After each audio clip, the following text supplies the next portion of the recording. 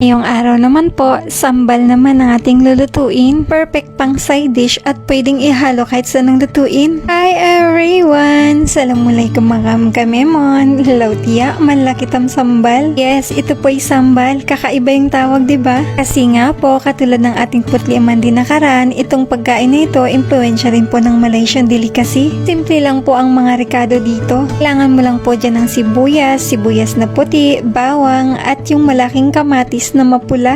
Hindi mawawala dyan ang bagoong alamang. Hindi pa kayo nakatry at gusto nyo itong subukan, panoorin nyo po hanggang dulo para malaman nyo kung paano siya lutuin. Pero bago ang lahat, kailangan muna natin balatan ang ating mga rekado. Dito naman sa ating kamatis, kailangan natin ito siya hiwa-hiwain ng maninipis. Nang sa ganun ay madali na lang siya mablend. Kailangan pala dito yung malaking kamatis at yung pulang-pula na or yung ma-orange-orange. Huwag po kayo gumamit dito ng mayroong pang kulay green or yung bang hilaw pa, dahil pag yun ang ginamit mo ay hindi siya malulusaw at hindi magbe-blend sa ating lutuin. Ang purpose kasi dito ay gagawin natin ito siyang parang paste. Pagkatapos mo nga siyang ma-slice, kailangan mo siyang i-strain para matanggal ang excess juice. Sunod naman ay i-slice natin itong sibuyas na puti. Katulad nga ng kamatis ay kailangan dito ay maninipis din.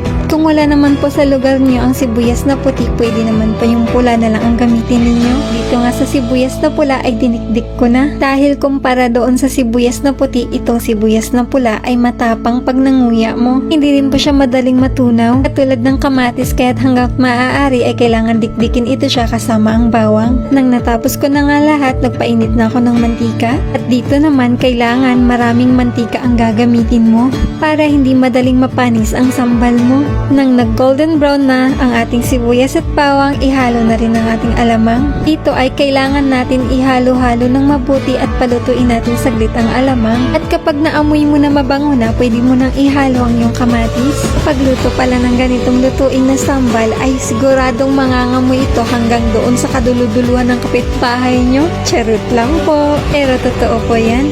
At nang lumambot na nga ang ating kamatis ay ihalo na natin ang ating sibuyas na puti. Kailangan dito ay i-press-press mo siya ng sandok para madaling malusaw. At nang ganyan na ang itsura, pwede na natin ihalo ang ating asukal. Dito pala gumamit kayo ng brown sugar. Di ko na pinakita pero nagdikdik si nanay dyan ng maraming sili. Kung hindi kayo mahilig sa manghang, pwede namang wala. Naghiwa rin ako dyan ng malalaking sibuyas na pula at sa huli ko na nilagay. Papalutuin natin saglit hanggang sa lumambot. Kapag ganyan ang itsura ng insambal ay luto na yan. Lang po. Thank you for watching.